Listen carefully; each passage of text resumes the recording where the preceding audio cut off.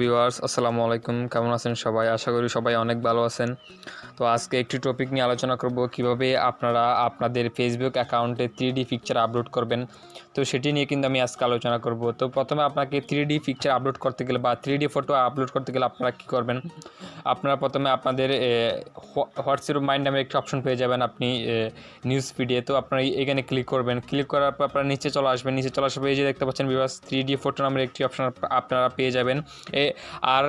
আরেকটি কথা আমি আপনাদেরকে বলে রাখি, প্রথমে আপনারা কিন্তু প্লে স্টোর থেকে অবশ্যই ফেসবুক অ্যাপসটি কিন্তু আপনারা আপডেট দিয়ে নেবেন। যদি আপডেট না দেন তাহলে আপনাদের এই অপশনটি কিন্তু শো হবে না। তো আপনারা আমি এই 3D তে ক্লিক করলাম, 3D অপশনে ক্লিক করলাম। তো 3D অপশনে ক্লিক করার পরে কিন্তু এরকম একটি ধরুন আমি যে কোনো একটি ফটো সিলেক্ট করলাম। ধরুন আমি এই ফটোটা সিলেক্ট করলাম। তো এই ফটোটি সিলেক্ট করার পর এই যে দেখতে পাচ্ছেন বেশ, এই যে 3D অলরেডি হয়ে যাচ্ছে।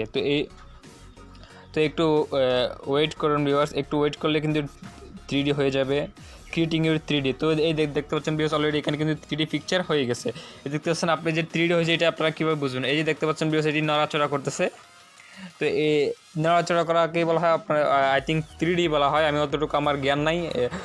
তো এইভাবে আপনারা কিন্তু 3D পিকচারটি আপনি আপলোড করতে পারবেন। ধরো আমি আর পোস্টে ক্লিক করলাম। তো পোস্টে ক্লিক করার পর এখানে ক্লিক আসে, আমি আপনাদেরকে দেখাচ্ছি। তো এটি অলরেডি আমার এখানে পোস্ট হয়ে যাচ্ছে।